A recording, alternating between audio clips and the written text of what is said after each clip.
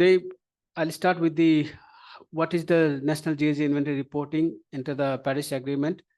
So for that, I'll introduce you to the MPGs. I'll also show you the formats of how the data are reported in Excel format. I'll show you how those formats would look like, and then I'll switch between the PowerPoint presentation and the Excel file so that you know what are the data that are going to be reported in the Excel file.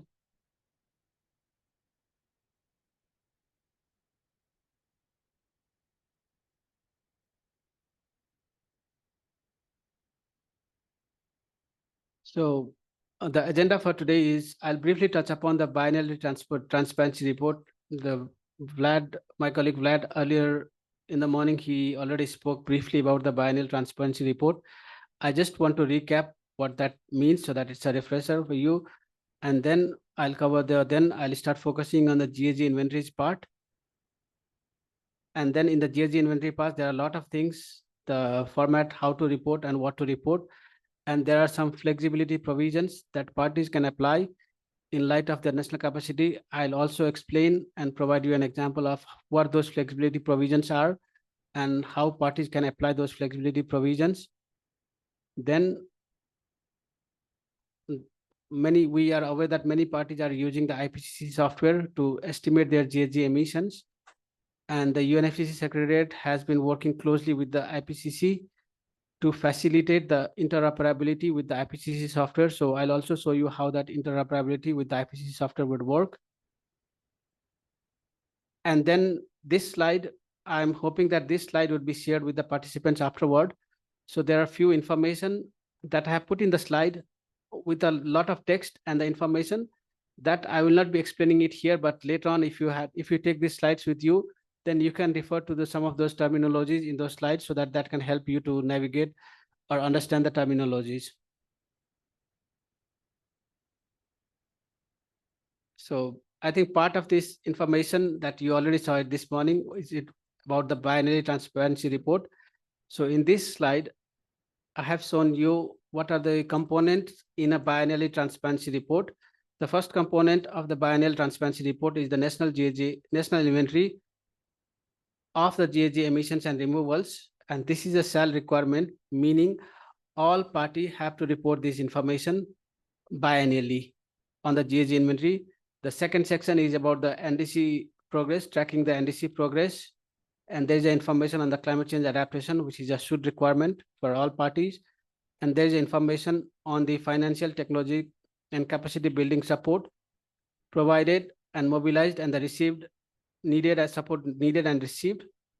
So these are also the information. So during today and the next 2 days, we'll be focusing on the first would be today on the GHG inventory. The second, my colleague Jamie would be presenting on the information for the NDC progress, and my colleague Gopal would then present on the FTC support. So these are the information that will be presented today. And the first one, so my presentation would focus on the first component of this Biennial Transparency Report.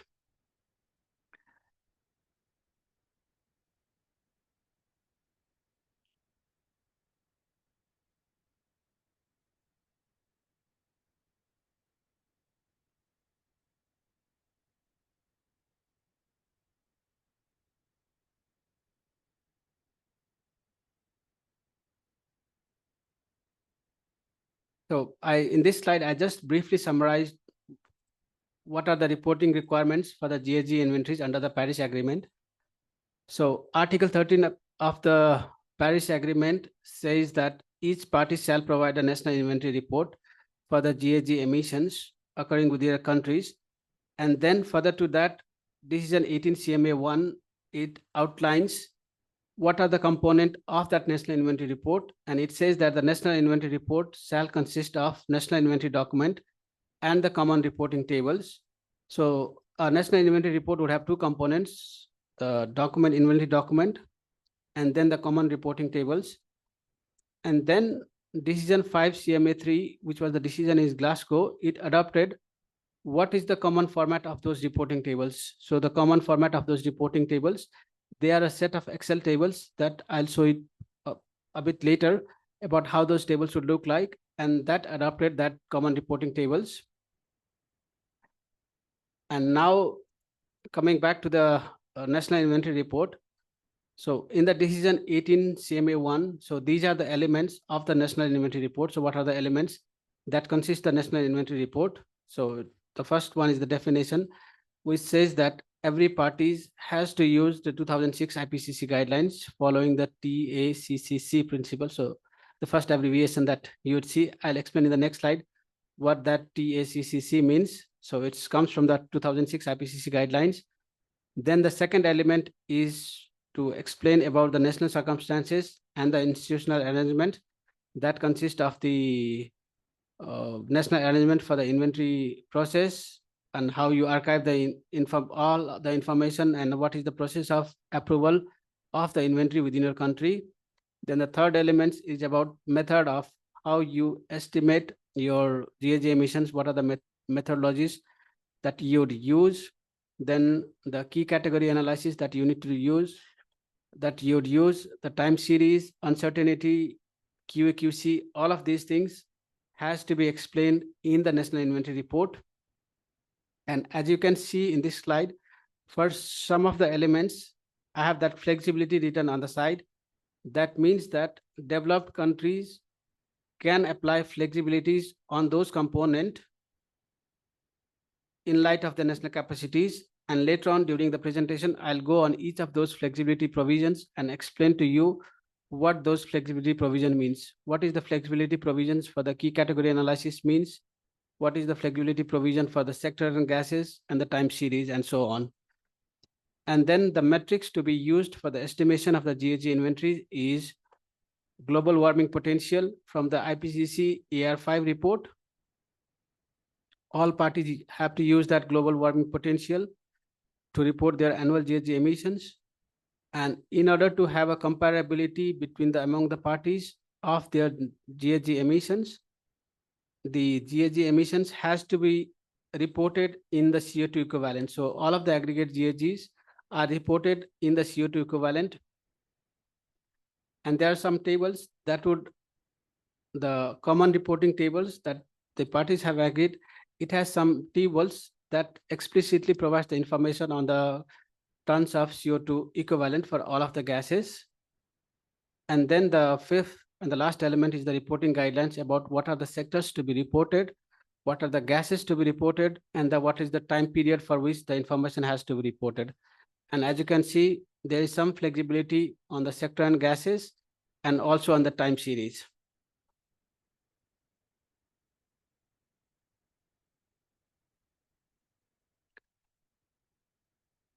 And in this slide, I'm briefly explaining what are the guiding principles in the modalities, procedure, and guidelines, MPGs. And this was also explained briefly by Vlad in his presentation earlier this morning. So this enhanced transparency framework and the MPGs in it are building on and enhancing the transparency arrangement under the convention. So we had the MRV framework, measurement, reporting, and verification framework earlier, and now we are moving it to enhanced transparency framework. So we are enhancing on what are the information that were reported under the convention. And this is to facilitate the improved reporting and transparency of the information over the time.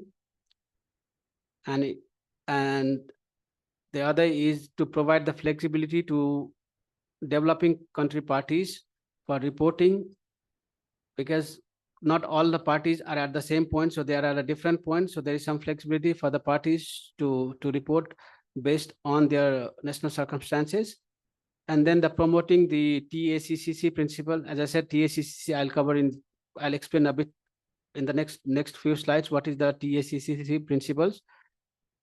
And then another guiding principle is to avoid the duplication of the work and ensuring that all the parties maintain the frequency and the quality of the reporting under the convention. So all the parties have the same frequency of reporting and the same quality of reporting, and the double counting is avoided on their reporting, and also to ensure that the GHG inventory is neither overestimated nor underestimated. So you provide the best estimate for your GHG inventory. So this is the guiding principle of the MPGs. And the GHG inventory principle, TACCC, which was which is as per the 2006 IPCC guidelines. And the TACCC means T means transparency, which means that you have to provide in your national GHG inventory sufficient and clear documentation of how you have estimated your GHG emissions. So T stands for transparency. Then A stands for accuracy. That means it is neither an overestimate nor an underestimate for the GHG emissions. And the first C is the completeness, to ensure that all the gases are reported for all the relevant categories of sources, sinks and gases across the entire geographic area of the party. So your inventory has to be complete. Another principle is consistency. That means the estimates for 2 different years, gases and categories are made in such a way that the difference in the results in between the years and categories reflect the real difference. So it has to be consistent across the years.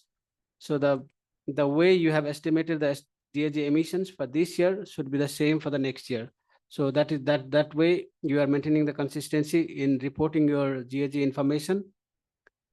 And the last principle of the TACC is comparability, and which allows that the inventory can be compared with the national GHG inventories for other countries. So the countries can compare the GHG emissions across the country. So that is the comparability. So transparency, accuracy, completeness, consistency, and comparability are the GHG inventory principles. So when you estimate your GHG inventories, so these are the principles that should be taken care of in your national inventory reporting. And the next slide is on reporting requirements for the GHG inventories.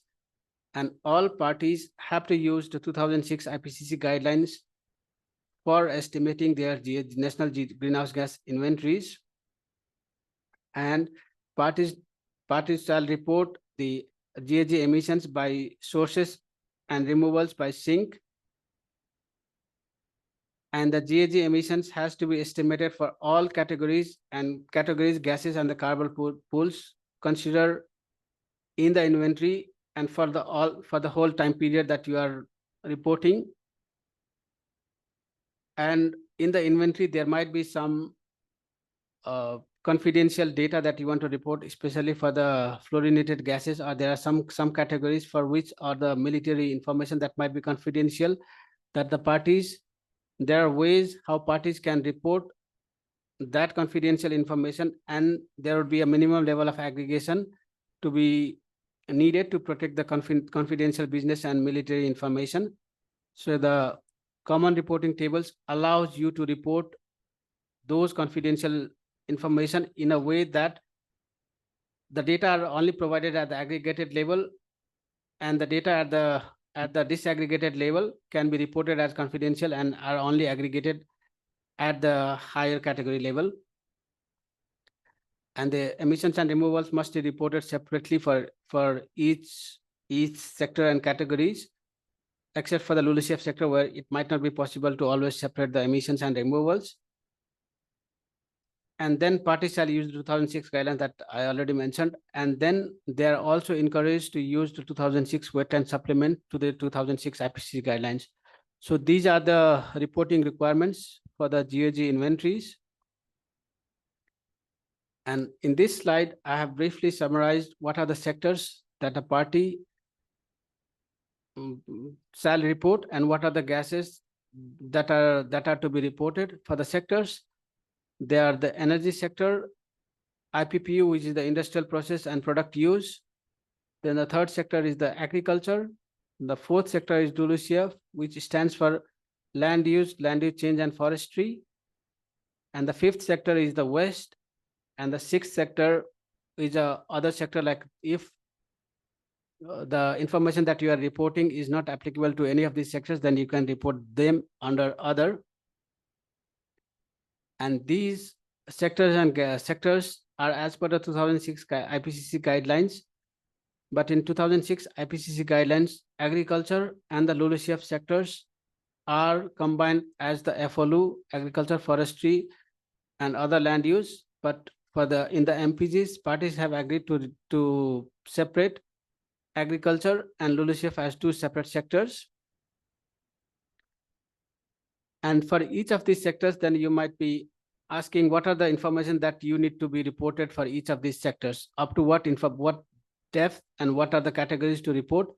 So for each of these categories, the categories to report are already defined in the relevant common reporting tables. So the information is already there what to report in each of these categories. And then there might be the cases for parties where the standard categories may not be applicable, or they want to add some more disaggregated categories or country specific categories.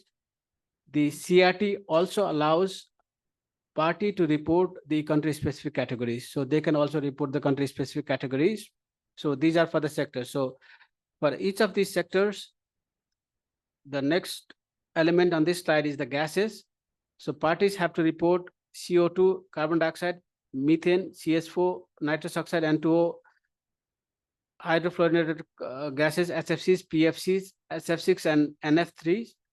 And developing country parties have some flexibility to report on the gases.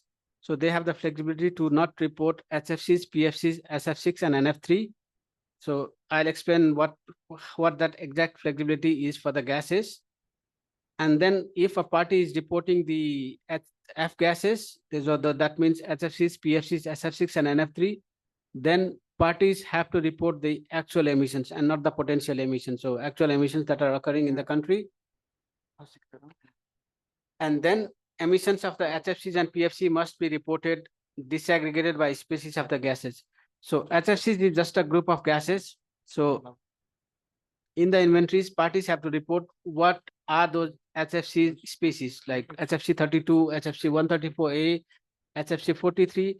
So these are the species of the F gases. So parties are to report each of these species of these F gases. And there are precursor emissions, NOx, CO, NMVOCs, and SOX. So these are to be reported a bit at the higher categories. And then parties are also to report the indirect emissions of the CO2 and N2O emissions. So as per the MPGs and in the CRT, so these are the sectors and gases to be reported. And now we know what are the information that are to be reported, and this information are to be reported in the National Inventory Report. And National Inventory Report consists of NIDs and CRTs. NID stands for National Inventory Document, and the CRT stands for Common Reporting Tables.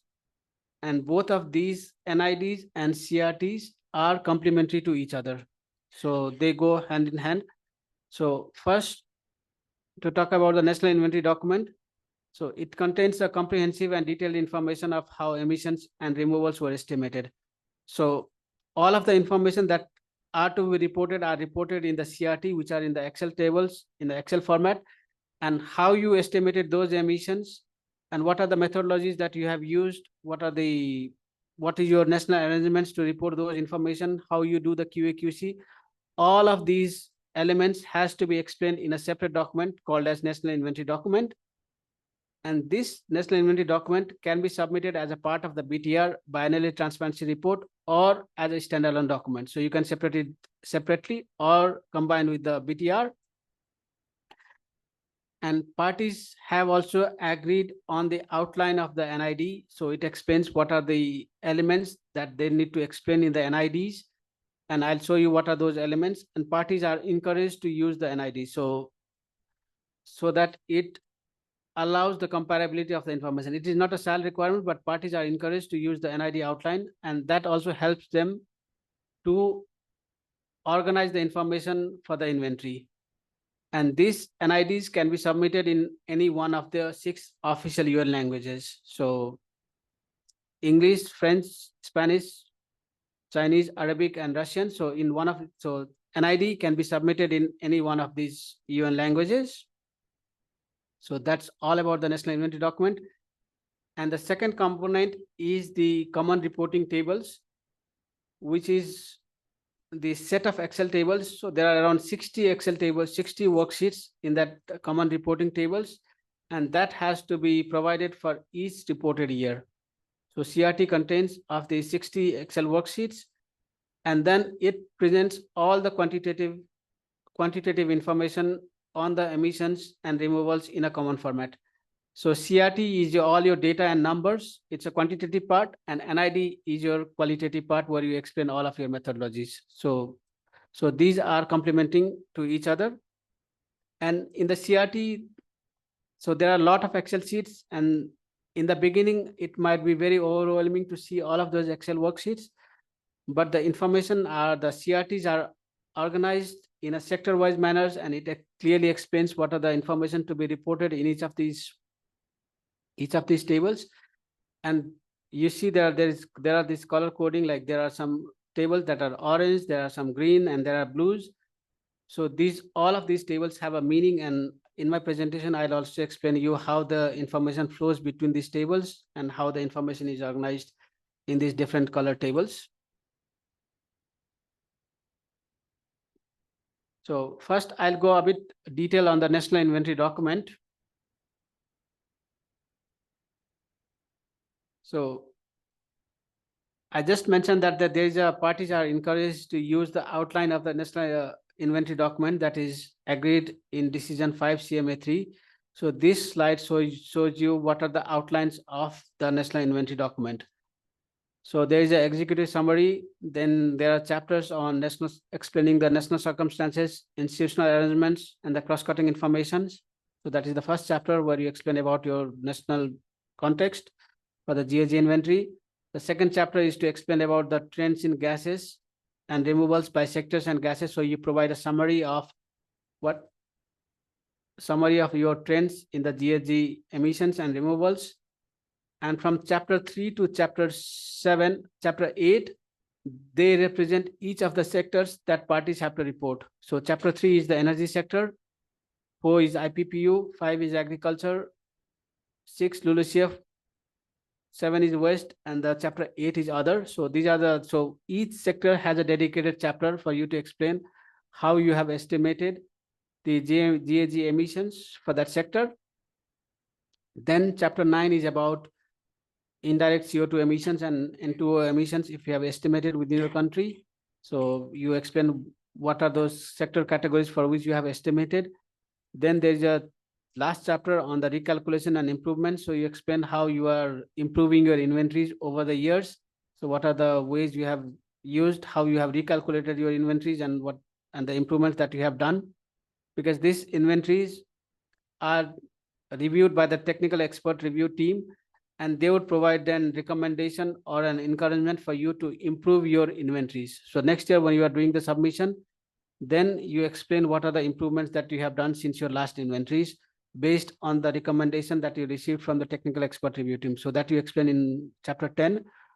And there are several sub chapters in the annexes about how you have done the key category analysis to prioritize the sectors to report in your country, uncertainty assessment, what are your QAQC plan. And one of the component is the common reporting tables that is submitted as an annex, but that annex forms a separate Excel table that I'll show it to you maybe after 2-3 slides. And then just to give you an flavor, like I won't go into each chapter of the NIDs to give you the outlines, but this slide is just to give you an overview of, for each sector, you have to provide this information. So what is the overview of the sector? So you write about the national context for that sector in your country. And then you explain what is the category or CRT number. So for example, if you are reporting for the energy sector, then there are these 7 sub-elements that you have to report for each of these sectors. What is the category? What are the sources of that emissions for that categories? What are the methodological issues? What are the methodology that you have used? What is the emission factor that you have used to estimate the GHG emissions? Then if you have used the flexibility for any of the sectors or gases, then you explain what is the flexibility that the parties have used for that category or the sector. Then the information on the uncertainty assessment, time series consistency, Then about the QA/QC and verification, the category specific recalculation, if you have done any recalculation, then category specific plan improvement. So there are improvements, you have to explain the whole improvements for the all inventories as a separate chapter, and you can also write a detailed improvements plan for the individual sector or the categories. So these are the elements for the NID for each of these sectors on the slide that I showed last time. So for the chapter 3 to chapter 8, so these are the detailed elements that parties have to report. So this is just to give you an overview. I won't go into the details of each of these elements, but if you want to know more, I'm happy to explain to you and show you how parties have reported in the MRV framework on these elements, so that you can also take an example for while you are preparing your NIDs or your inventory. So with that one, I finished the first part about the national inventory document. So I'll take a pause here, and then if there are any questions that you have, I'll take the questions before moving to the next sections, which is on the common reporting tables. That is about explaining the Excel tables that I was just mentioning. So I'll also show you the Excel tables, but before that, I'll just take a pause so that if you have any questions, then I'm happy to answer them.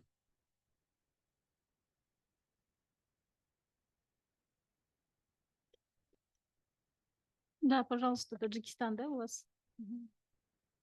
Ну, вопросов нету. У меня такое предложение, как вы знаете, у нас уже есть 4 национальные сообщения, которые сейчас разрабатывается 5-е. В обновленном ОНУВе, там по секторам вы сказали, есть секторы, мы хотим приключать сектор строительства и промышленности. У нас такие сектора не были раньше, а сейчас мы хотим вот это включать в обновленном версии. Если можно, то в данном отчете, как это разрабатывается, чтобы показали нам выброс парникового газа.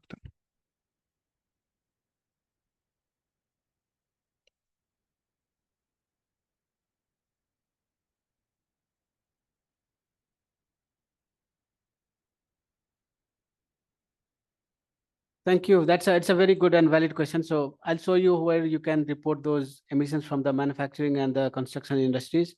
So there is a separate subcategories in the common reporting tables where you can report the emissions from the manufacturing and the construction industry. So there is a sector, and then within that also there are sectors like manufacturing industries, iron and steel, and then other industries for which you can report the emissions by categories.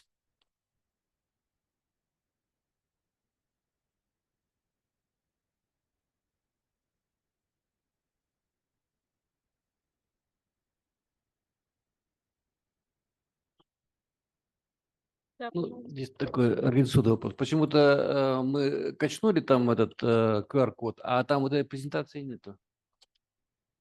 Дополните, пожалуйста, потом. Спасибо. Сейчас уже загружают. Презентация будет очень скоро.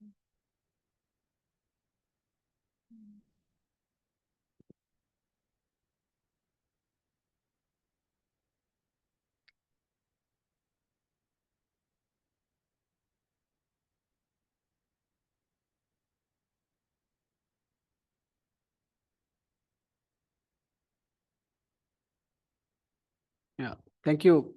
I'll continue with the remaining part of my presentation, which is explaining you the common reporting tables. And as you had seen in the previous slide, the common reporting tables is a standardized set of reporting tables that all parties must submit under the reporting requirements of the MPGs. And these common reporting tables reflects the requirement of the 2006 IPCC guidelines as implemented by the MPGs. So this common reporting tables has the categories from the 2006 IPCC guidelines. And then the CRTs are common for all the parties. So all the parties report the same sets of categories on the same standard format. So this ensures the consistency of the categories and definition by all the parties, so that you can compare the GHG emissions from one parties to the other parties And then these common reporting tables ensure the TACCC principles that I just mentioned a while ago on the transparency, accuracy, consistency, completeness. So these are the principles that are there for the TACCC. And then even though they are the common reporting tables with the categories defined, parties may still add country-specific categories to the CRTs to better reflect their national circumstances. So if there are categories that are not fitting for their inventories, or if they are not available to report, then parties can add their own country-specific categories and explain why those categories was added and what is the scope of that categories in the national inventory document. And as I mentioned, CRT contains only the numbers or the notation keys. That means if you are not able to estimate, then there are some certain ways you can report why that emissions was not estimated, or if it was not occurring in your country using the notation keys. Otherwise, all of the CRTs contains the numbers. So it doesn't have any textual information or textual data. And some CRTs, they also allow documentation box. So maybe you have some numbers that you have provided in your CRT for which you want to explain it a bit more or provide further information. So for that one, you can use the documentation box in the common reporting tables to explain or provide the reference to the national inventory document so that you know where this information are reported. And some tables also have the space for reporting the memo items, like for example, the emissions from the international bunkers, so international aviation and navigation, and the CO2 emissions from the biomass combustion. So these are reported by the parties in the common reporting tables, but they are not added to the national emissions and removal totals. So these are just reported there are memo items or information items.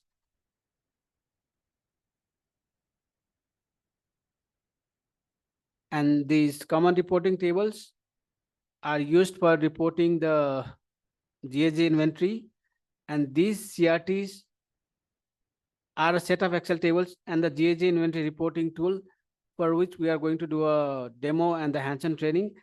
That tools helps you to generate the common reporting tables that you have to report to UNFCCC.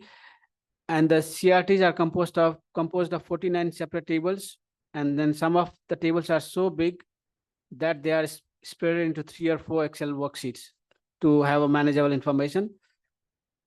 But some of the tables are quite big and the information is quite heavy on those tables. And then each set of tables include data for one inventory reporting year. So all of these 49 separate tables that you are reporting, that you report for one year. And for another year, you again prepare those 49 separate tables. And another year, you again prepare 49 separate tables. So each year you are preparing these sets of tables. And then these CRTs are color coded. So the cells are the color cell. There are white cells, orange cells, green and blue cells. And then all of these cells are color coded.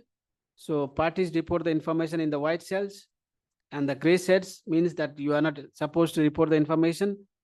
And then there are these blue and orange cells where the information is calculated by the reporting tool, by the GHG inventory reporting tools, so that you don't have to fill those tables, and those would be filled once you generate the common reporting tables from the GHG inventory reporting tool.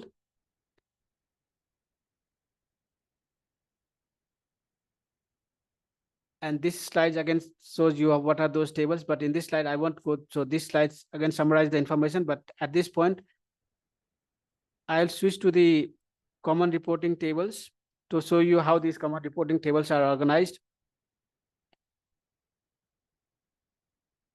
So this is the common reporting tables parties have agreed in Glasgow, and it contains this 62 worksheets, including the index, and it also has the abbreviation worksheet, so that you know what are the abbreviation that are used in this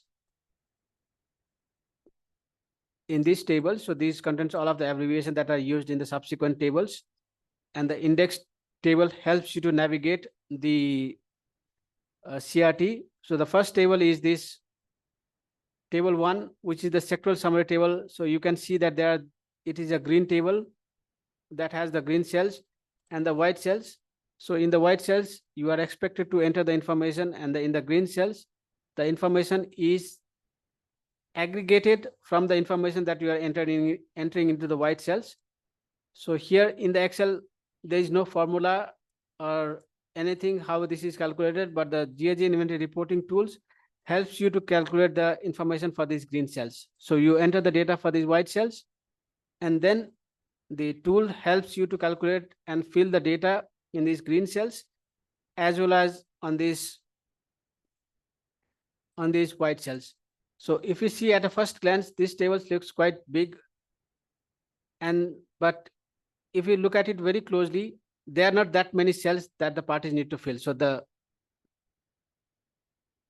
So here the parties has to fill the information on these white cells, and the information on these orange cells and the green cells should automatically be filled. So in this worksheet, so there are not that many, I think maybe less than 50% of the cells are white cells where the parties need to report the information. So the information, even though the tables looks very overwhelming and very big, but the actual information that the parties report are much less in each of these tables. So this is the table for the reporting of the energy sector. And here the categories to report is the the emissions from the fuel combustion activities. And the first category to report here is the energy industries. And parties can disaggregate the data to public electricity and heat production. And even in the public electricity and heat productions, parties can report the data for even disaggregated level. So they can select if some of these items are applicable to their country, so they can even select. So this is for energy industries. The table 1AS1 is for energy industries, and then table 1AS2, which I think is for the manufacturing industries and construction. So this table has the where you can report the information from your manufacturing industries and construction, and it also has the subcategories like iron and steel, non-ferrous metals, chemicals, food processing, beverage, and tobacco. So there's these manufacturing industries is also divided into subcategories. Here you can see there are a lot of subcategories for these manufacturing industries. And then towards the end, if none of the manufacturing categories or none of the categories are listed here, most of the categories should be listed here for the parties that they want to report. But if something is not listed here, then the parties have chance to, there's always, like these tables always have a one categories where you can add your country specific categories also. So if the categories is not covered in this Excel format that you are seeing, you can always add the categories, and then you can add another group of categories for your national context to report. So this is for the 1A2, and then similar is for the transportation sector. The third Excel sheet is for reporting the emissions from the transport sector. So, and here transport sector is also divided into subcategories: domestic aviation, road transportation, railways, and so on. And I won't go into the details of each of these tables, but this is how the information is organized. And in my presentation, I have tried to summarize what are the information in each of these tables would go, so that you can have a look on, have a brief summary of what are the information that are reported.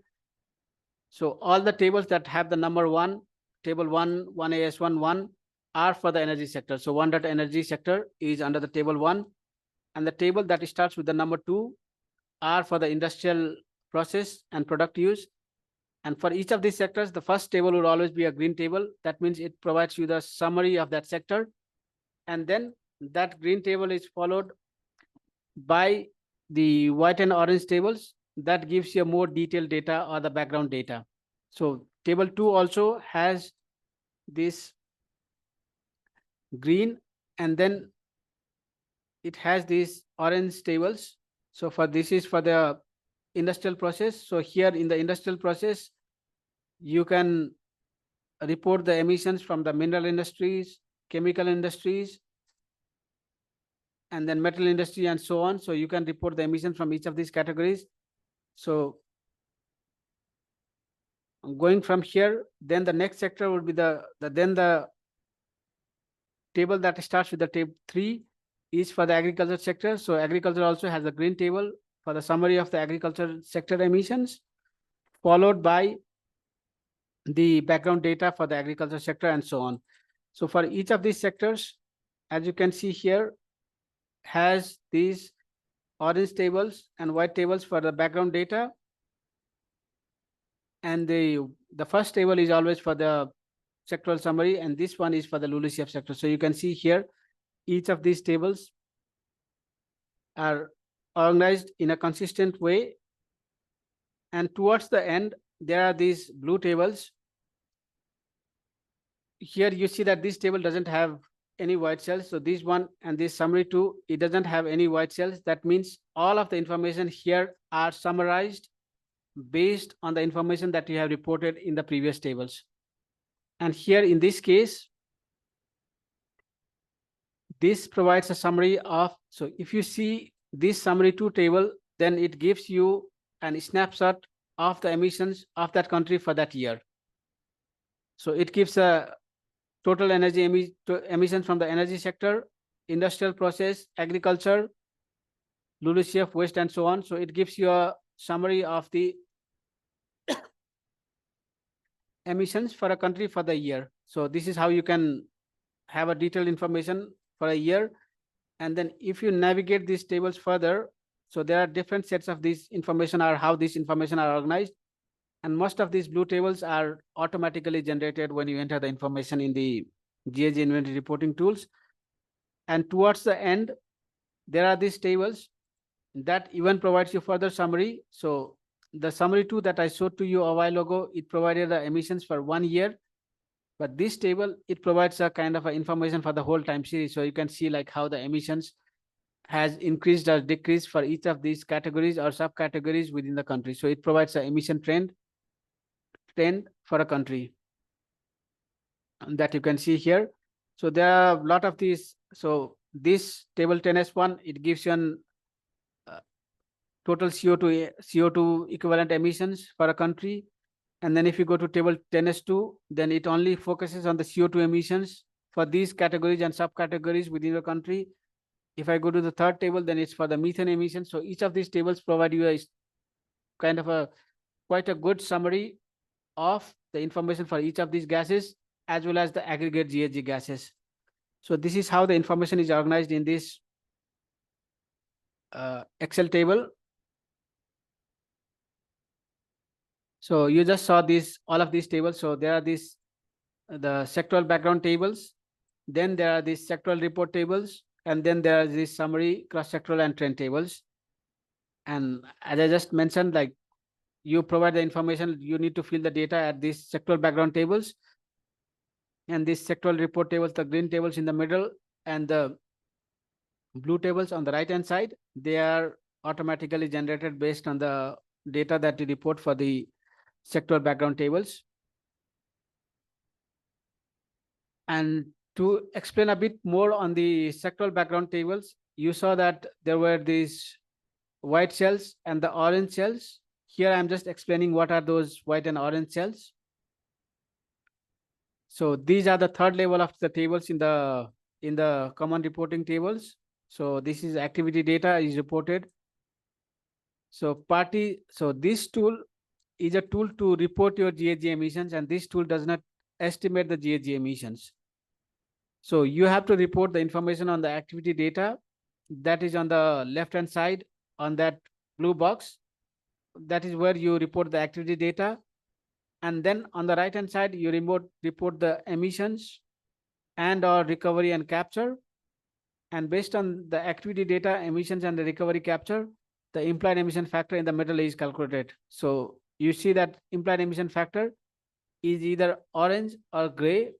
Orange means the value can be calculated, and the gray means that values cannot be calculated because, for example, for the cement production, the methane and nitrous oxide emission doesn't exist. So that's why you cannot calculate the implied emission factor. And that's why those cells are gray in this case. So the table that I have shown here is for the industrial process sector 2, 2A.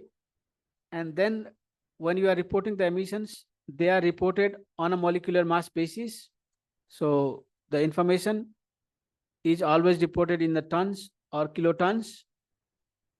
And then the totals are the higher category. So all of this information that you report for the cement production, lime production, glass production, and so on, they are aggregated to the mineral industries 2.A in this slide that you see here. And then these are further aggregated to the sectoral level of IPPO. So this is how the information is organized in the sectoral background tables. And then this slide talks about the sectoral report tables. Those are the green tables that I showed a while ago. So sectoral report tables aggregate the information from the sectoral background tables. And there is always one sectoral report for each sector. So there is only one green tables for each sectors. And then, as I mentioned earlier, so emissions are reported on a molecular mass basis, kilotons.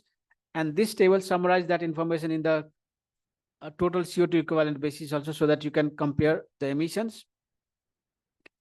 And the third set of tables are the level, so sectoral background tables are the level 3, sectoral report tables are level 2, and the level 1, and the higher the higher you move to the level, the more aggregated the information would be. So the level 1 would be the cross-cutting and summary tables. So it provides the summary report by each sector and category. And then it also provides the summary report for method and emission factor, how you have estimated the, what are the method that you have used and what is the emission factor that you have used. And then it also provides information on indirect emissions, key category analysis, recalculation, and so on. And it also gives summary of the emission trends that I showed you a while ago about the emission trends over the years. And in this slide, I have just tried to summarize how the CRT is organized. So for each of these sectors, the first sector that you see on the slide is the energy sectors. So for energy sectors, so these are the tables that are organized. So, and from here, you might not know like what is that table 1AS1 or table 1.D means. So in the next slide, I have explained like what the information is reported for each of these categories. But this is just to give you an overview of how the information are organized in the common reporting tables. So this is the level 3 of the tables. So for each sector, energy, IPPO, agriculture, LULUCF, and waste, there are these sectoral background tables. And some of the sectors has a lot of background tables, like for example, energy and LULUCF, they have a lot of background tables.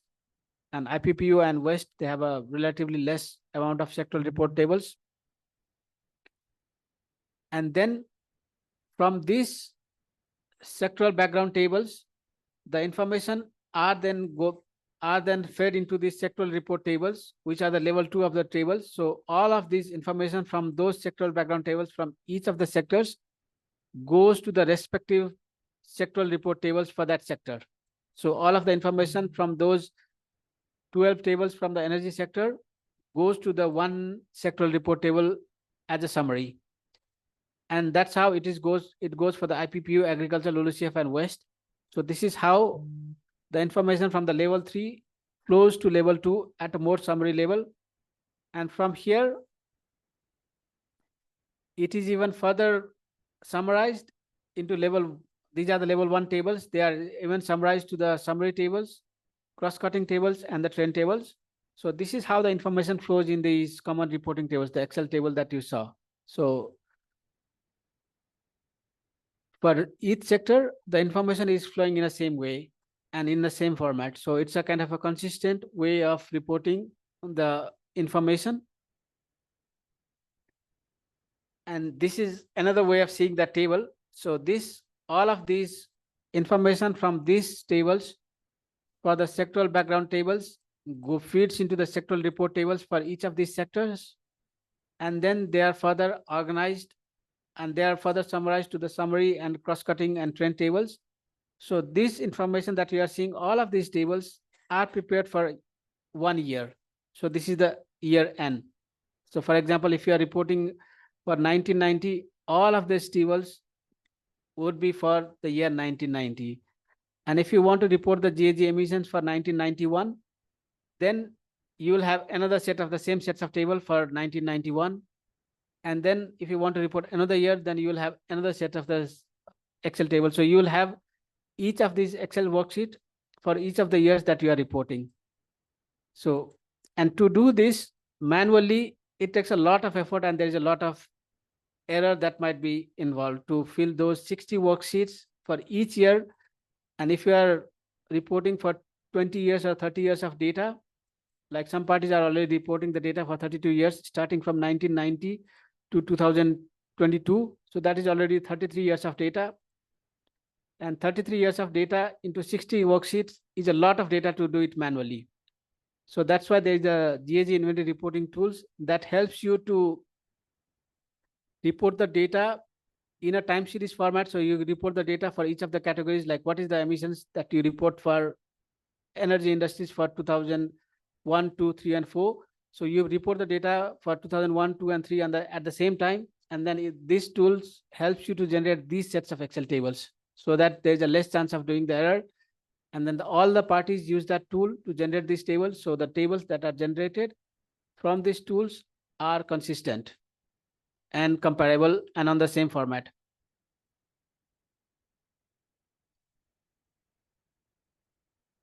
And then in this slide, so a party may not have the data for, so that the CRT tables, as much as possible, the CRT tables should not be left blank or empty. But parties may not have all the information for all of the categories that they are reporting. So parties can use these notation keys when numerical data are not available to report for your country. So there are these notation keys, so you can use instead of the numbers. And there are 6 of them. The first one being not NO, which means not occurring. And this is for the categories or a process that do not occur in the country. Like for example, if your country is a island country where there is no coal consumption, or if there is no coal production, then for the solid fuels or for the coal use, you will report as NO, because you cannot leave it blank. So you report it as not occurring in my country. So you say that NO, and then you explain in the NID why you use NO for that one. So, and you can explain that, okay, NO because I do not have any solid fuels in my country, so I reported NO.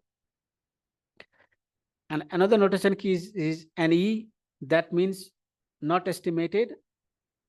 So if for the activity data under emissions that cannot be estimated, then you report NE. So the activity data might be occurring, but you are not able to estimate the emissions for that categories. So then you report that as NE. NA is not applicable for some of the categories. That category might not be applicable in a country. Like if you do not have a carbon capture or storage in your country, then you report NA because that category is not applicable to your country because that doesn't exist in your country. And then IE means included elsewhere. So in some cases, you might not be able to separate the emissions from one category to the another. So then you report all of the emissions from the 2 categories into one categories. Then for one of the categories, you can write IE. That means you have included the emissions from that categories to the other categories. So you can use IE to report the emissions for that categories. C is for reporting the confidential information. So if there are some information that are confidential that you do not want to report at the disaggregated level, then you report C at the disaggregated level, saying that there is a confidential information that signifies that there is a confidential information. And then you just provide the totals at the higher level so that you mask the confidential information, so that your confidential information is not shared. You only provide the total of your confidential information. So if there are 5 categories that are confidential, so if you provide the total of those emissions from 5 of those categories, then you report the information from occurring from those 5 categories, but you cannot attribute to those which of those 5 categories that it belongs to. So you have that provision also to report. if you do not have the numerical data at the disaggregated level, or if you want to hide some confidential information. And then there is a new notation keys that came from the MPGs, which is the flexibility. So if your parties have applied flexibility for reporting some gases, like for example, you want, so you being a developing countries, you want to apply a flexibility to not to report the emissions from SF6. So in that case, you can say that you can use FX when SF6 appears, and then you can say that I am applying the flexibilities because of my national circumstances or national capacity, and then you can report that as FX. And that has to be explained in the documentation box of the respective CRT tables, and then also to be explained in the NID, which is the textual part of these tables. So the next slide is just to give you an explanation of what are these, each of these tables means. So I won't go into the read each of these subcategories here in this slide. This slide is for your reference, so you can look at it later to see, to understand what are the categories that are reported. So here, the first table, as I mentioned earlier, is the sectoral report table for the energy, and the sectoral background tables. You can see that there are these categories. So I have just explained what are those tables, what are the information that goes into those tables. So if you talk about table 1C, that means the emissions from the CO2 transport and storage goes there. 1B1 is the fugitive emissions from the solid fuels and so on. So for each of these sectors, I have provided that kind of information of what are the information that would go there.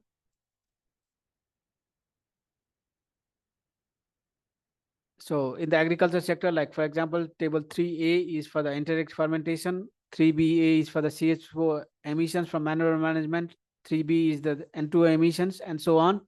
So each of these tables has a set of information that parties are to report. And similarly in the LULUCF, like for example, table 4 is the sectoral report for the whole LULUCF sectors, and 4A is for the forest land, 4B is for the cropland, grassland, and so on. So these are the subsector of these LULUCF, and here it's subsectors and the tables for the waste sectors. 5A is for solid waste disposal, 5D is for the wastewater emission from the wastewater treatment and discharge, and so on. So these are how the CRT tables are organized. And then you have those blue tables, the CRT summary, cross-cutting, and trend tables. And here also you have the first set of tables are the summary tables for the national GHG inventories of a country. The second summary table is in terms of KT CO2 equivalent. And then the cross-cutting tables for the indirect emissions, key categories, and so on. And the last set of tables are the trend tables. It gives you emission trends for the total CO2 emissions, CO2, CS4, and 2O, and the F gases in separate tables. And the last tables is the emission trend and summary tables. It gives you a snapshot of the emissions by gas and by sectors within a country. And that information would also be fed into the progress reporting tools. So the information that you report here, part of the information would also feed into the progress reporting tool for the NDC progress. That will be covered by my colleague tomorrow. So this is how the information are organized in the common reporting tables. So again, here it was a lot of information again with a lot of colors and the tables. So I'll take a pause here. And if you have any questions on the common reporting tables, I'll be happy to take some of the questions on the CRT tables or on the Excel tables. And before moving into the next slide, which is the flexibility provisions.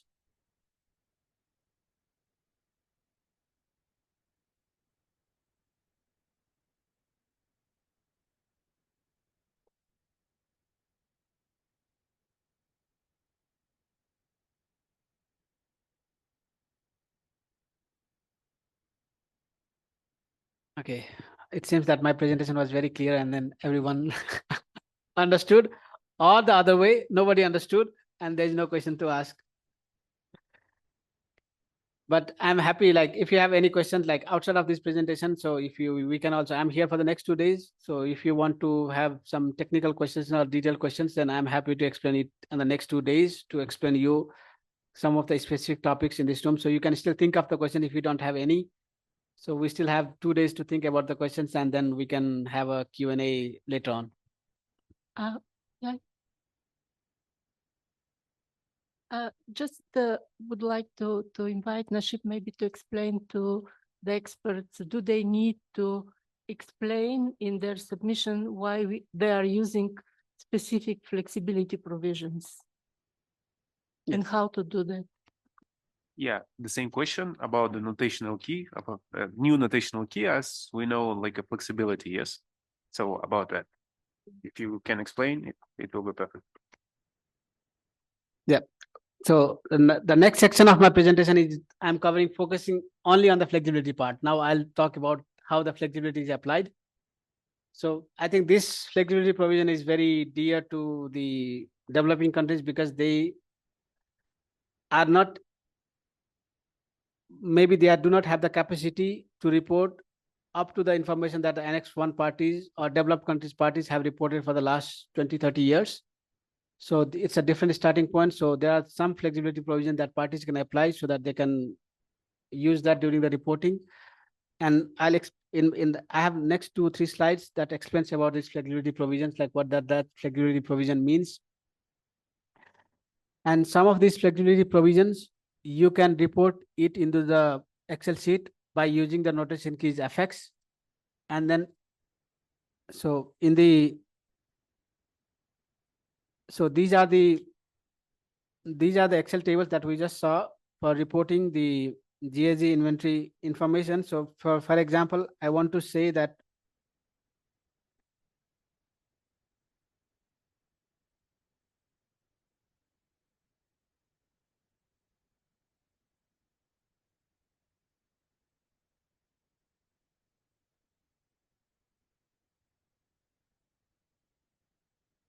so for example, here in this one, so there is one flexibility provisions that the parties can apply for reporting the F gases that I'll cover. So in place of that one, parties can use FX here as a notation key. Say, for example, I am applying the flexibility keys FX here. So you can report this here as FX here in this cell, that you are saying that, okay, you are applying flexibility for SF6 for this thing. So here you report FX for each of these. It might be that it might be for all of the cases, like you do not have the national capacity to report the SF6 gases. So you apply FX for all of the subcategories. And then below here, below at the end of this table or each of these tables, there is a documentation box where you explain why you have used the flexibility for that gas. So you can explain it here in the documentation box. So every time you use FX, you need to explain why you are using that flexibility FX. And then you can report that in the documentation box here, or also in the NID. There is for each of these categories, there is a separate subsection that talks about the description of the flexibilities. So there you can also explain about how and why you have used the flexibilities for that gas or for that year. So there is a provision in the presentation. In my presentation, I think it was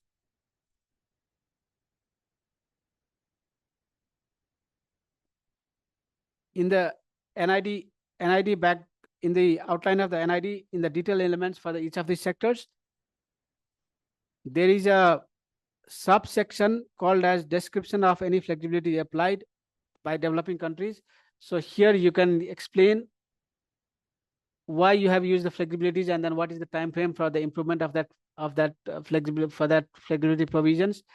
And also in the common reporting table, so here you explain the FX, why you have used FX for this gas.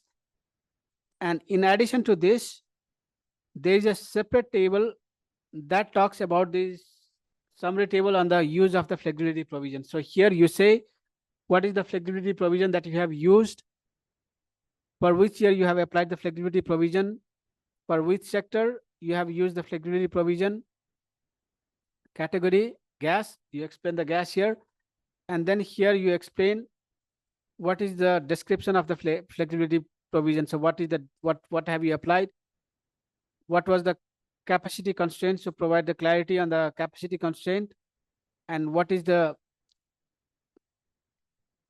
time frame for the improvement? What is your expected time frame? So these are all self-determined by the parties, and the technical expert review team cannot ask on these, why is the time frame, like they cannot ask on like why parties have used certain flexibility provision. It's a nationally determined.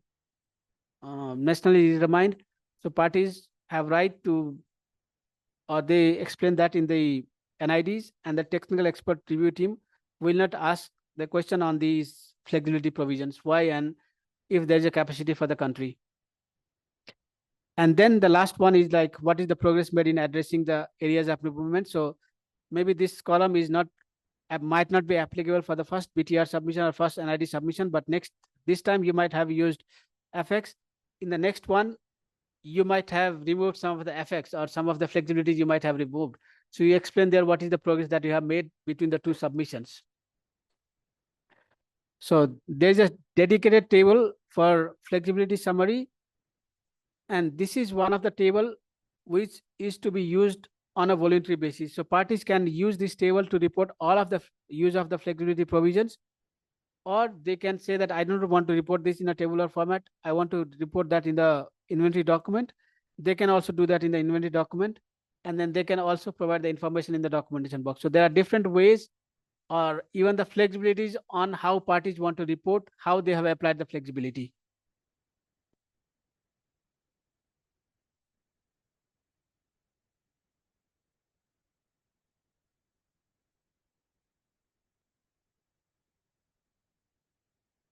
Я просто хотела уточнить. Вот мы, получается, уже закончили заполнение серии в таблице, а данный, получается, нотационный ключ мы не добавляем или нужно добавить все-таки? Потому что мы уже подготовили свою серию в таблице.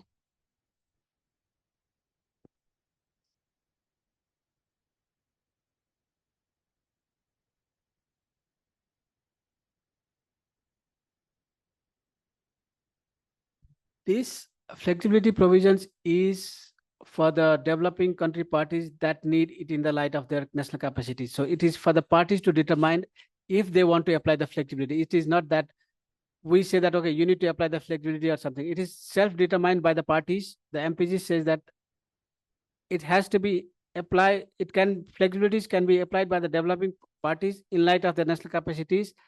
And later on in the tool, I'll show you how you can apply the flexibility in the tool. So it's up to the parties to decide if they want to apply the flexibilities. And depending on like in the reporting tools that you'll see it maybe after the coffee break, in that one, I'll show you how you can apply the flexibilities. And depending on if you have selected the flexibility, yes or no, the format of the reporting tables would be slightly different. So the level of information to be reported would be different if you apply flexibilities or if you do not apply flexibilities. So that I'll show it to you in the tool, and the tools facilitate to report the flexibilities.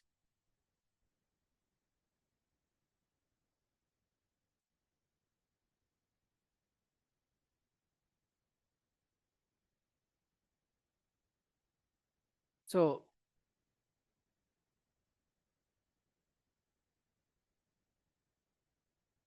in this slide, I have listed in the next two slides, I have listed all of the flexibility provisions that are there in the MPGs for the parties to use. And if you are familiar with the MPGs contained in Annex to Decision 18 CMA1, so there are 8 of those flexibility provisions that parties can use. The first one is contained in Para 25 of Annex to Decision 18 CMA1, which is on the key category analysis. And if so here I have provided a kind of a comparison of the elements of the, if you apply the flexibility or if you do not apply the flexibilities. So if you do not apply the flexibilities, so the provision in the MPGs, if you do not apply the flexibilities, then parties shall implement the key category analysis consistent with the IPCC guidelines, that is to apply 95% threshold for the key category analysis. So if you do not apply the flexibilities, then you have to apply 95% threshold to do the key category analysis. But if a country is applying the flexibilities, if a developing country is applying the flexibility in light of their capacities, so they can use the threshold no lower than 85% instead of 95%. So instead of 95%, you can use the threshold of 85% to report the key category analysis. So this para 25 flexibility provisions impacts the categories that you report in the CRT. So this should be also be reflected in the categories in one of the tables in the common reporting tables. And the next flexibility provision is on uncertainty assessment. So this uncertainty assessment. So again, in this one, in the first column, on the second column, I have explained like what is the provisions if a party is in the MPGs that do not apply the flexibilities. And here, when a party apply the flexibility, so if you do not apply the flexibility for the uncertainty assessment, you have to quantitatively estimate and qualitatively discuss the uncertainty of your GHG estimations. But if you apply the flexibilities, then you can only qualitatively discuss the uncertainty assessment. So you don't have to provide the calculation quantitatively for the uncertainty assessment. So this is the para 29 on uncertainty assessment. Then for the insignificant threshold, so contained in para 32 of the MPGs. So for the insignificant categories, categories would be considered as insignificant if it's 0.05% of the national totals or 500 kilotons, whichever is lower. So this is the provision if you do not apply the flexibilities. But if you apply the flexibility, if you apply the flexibilities, then that 0.05% threshold would become 0.1, and that 500 kilotons here would become 1000 kilotons of CO2. So this is the flexibility that you can apply. So if you are applying the flexibility for insignificant threshold. So,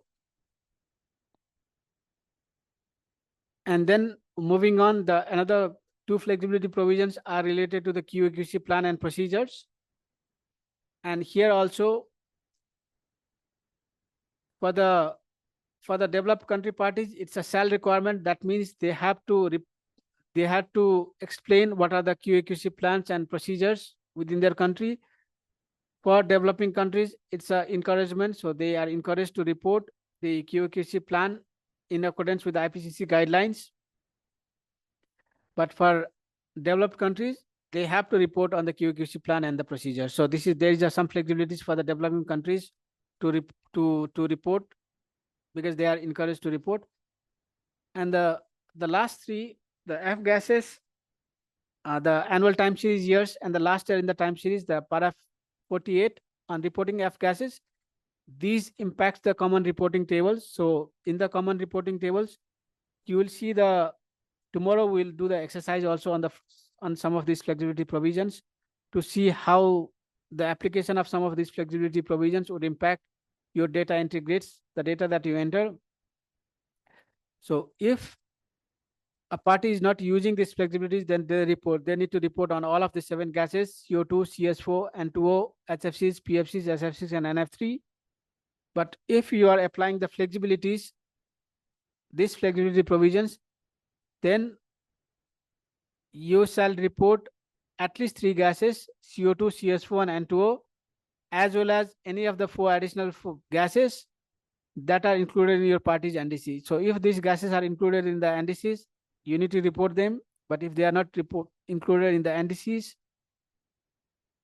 or not covered by the Article 6, then you have the flexibility to not to report these F gases. And another one, which is, I think, the flexibility provision may be possibly many of the developing countries parties would use, because the developed countries parties are required to report all the annual time series starting from 1990. So if you are not applying any flexibilities, then if you are reporting a submission in 2024, then you shall report the emissions from 1990 to 2022 for each year. So there are 33 years. So that they need to report. But if you are applying the flexibilities, then you can select the years from 1990 to 2019. So you can say that, okay, I just have data for 1990 and 1995. So between until 2020, I'm just reporting for 1990 and 1995. So you have the flexibility to select only 2 years instead of reporting all of those 30 years from 1990 to 2019. So here, so you can select any years between 1990 to 2020, covering at least if there is a NDC reference year or period in between, parties shall report the information for that NDC reference year or period. Other than that, for the years between 1990 and 2019, they have the flexibility to choose the years for which they want to report. And I think this is one of the key flexibility provisions that we are expecting that many developing countries parties would use for reporting their annual time series. And the last flexibility provision is again related to the time series years, which is about the last year in the time series. And here it says that if you are not applying the flexibility provisions, then the last year in the time series would be the submission year minus 2, that is 2 years prior to the year of submission.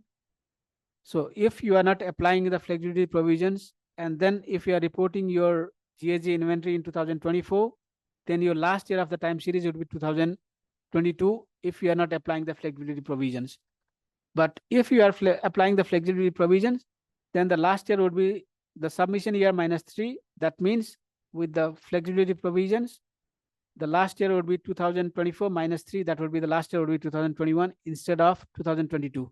So if you are applying these flexibility provisions. So this slides provides you the summary of all of the flexibility provisions that a party can use in light of their national capacities, and developing country parties that can use in light of their national capacities. And some of them can be applied in the CRT while reporting your GHG inventories, and some of them cannot be used directly in the tool, but they can be explained in the NIDs about these QA/QC procedures, uncertainty assessment, and so on, can be explained in the NIDs.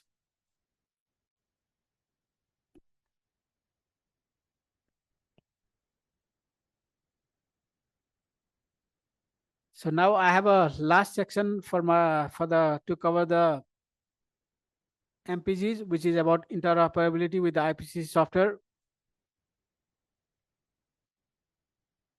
Before explaining, going to the in depth of the interoperability with the IPCC software, are there any parties that are using the IPCC software to estimate their annual GHG emissions in the room? Are any of the countries? Because if any of the countries are using the interoperability or IPCC software to estimate their national GHG emissions, then I can explain you in more details about these interoperability with the IPCC software and then how you can use them. And then we have an exercise also for tomorrow. The interoperability with the IPCC software. So Decision 5 CMA3 requested the Secretariat to facilitate the interoperability between the reporting tools and the IPCC inventory software, because many of the developing country parties are using 2006 IPCC software, 2006 IPCC guidelines that is embedded in IPCC software to estimate their GHG emissions. And we do not want to have that undue burden for the parties to estimate the GHG emissions in the IPCC software and then again manually transfer them to the GHG inventory reporting tools. So for that one, to facilitate that transfer of the data, we are working closely with IPCC to facilitate the transfer of the data. So now the IPCC software version that was released in after last August, you would be able to generate a file in a JSON format.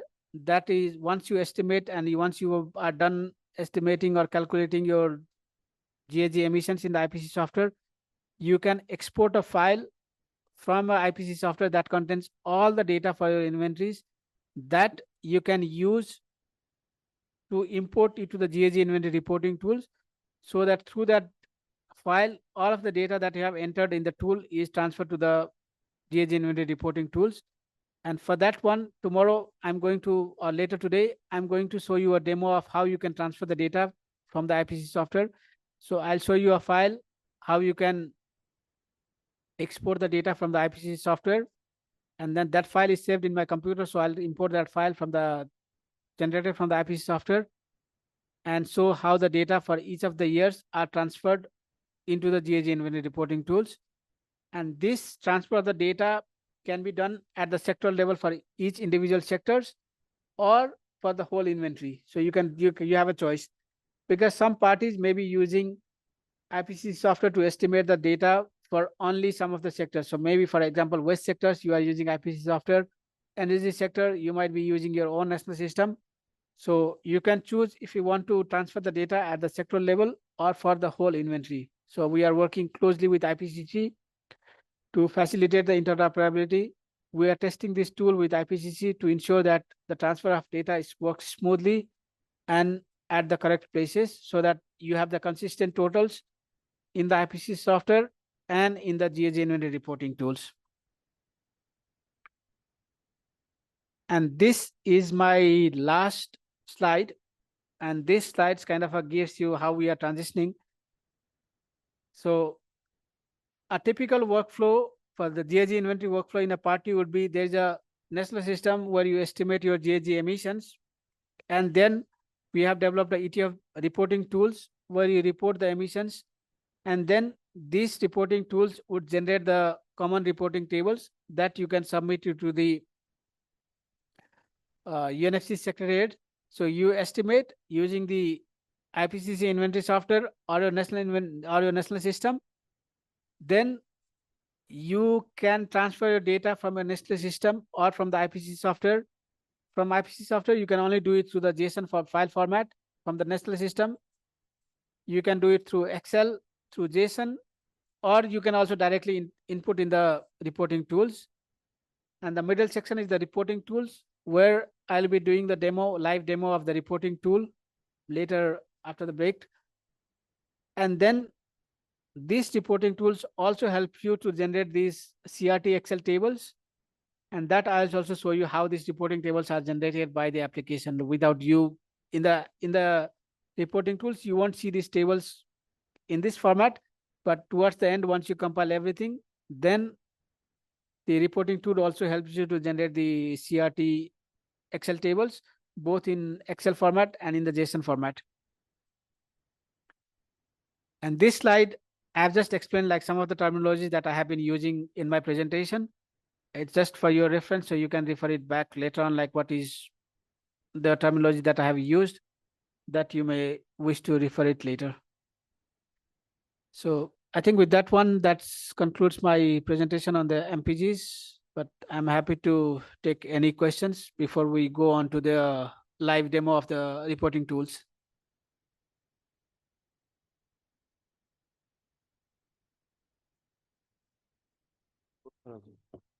Ну, вопрос как раз вот этот у нас он давно назревает. Мы использовали первую версию софтвера, там, когда 5.68, да, было или когда?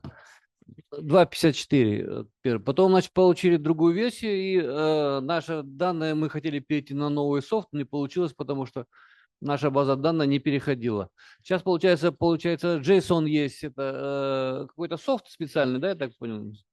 Чтобы можно было трансформировать. Потому что мы сейчас хотим использовать последний софт. Я смотрю, уже тут софт апрелевский, вот уже от 5 апреля 2024 года новый софт вышел. И нам теперь, чтобы свою базу данных сюда перегнать, вот через JSON получается, да? Да.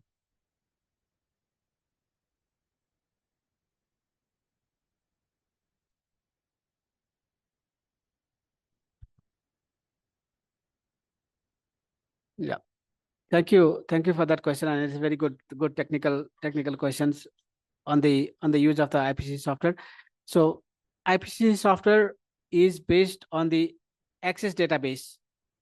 So if your database is created in the IPCC software that was with the version 2.54 or earlier version, there should be an Access database. Then you can transfer the data from that Excel database to a new version of the IPCC software. So you transfer the data from 2.54. I think the current version is 2.91 of the IPCC software. So once you do all of your estimation and all of your calculation in the IPCC software version of 2.91, that is the latest version available on the IPCC website, that IPCC software 2.91 version 2.91 will be able to generate a JSON file. So it's again a data exchange file. So it's a file that would, so I can briefly. Получается, последняя версия, она автоматически JSON сгенерирует.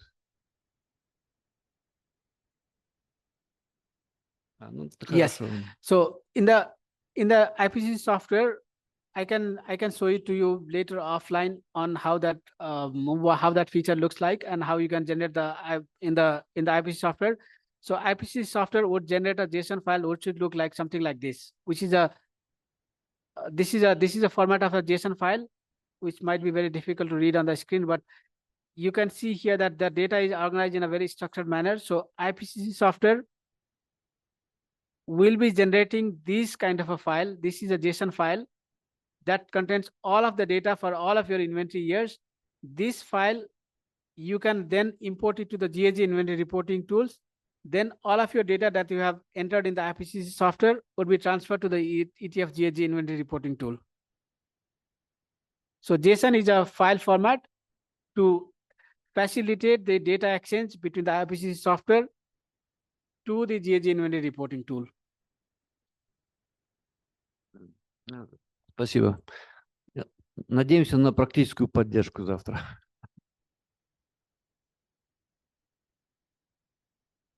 Yes, tomorrow I'll show you the live demo of how you can transfer the data, and I'll show you how you can do it. And then if you are interested, we can also work on, if you have the IPCC software installed in your computer, I can also show it to you, like if you want to know more on the transfer of the data. IPCC software, we are not able to support since it's a IPCC who has developed that tool and they are working on maintaining that tool. But once that JSON file is generated from the IPCC software, we can definitely help you to transfer the data from the JSON file to the inventory reporting tool.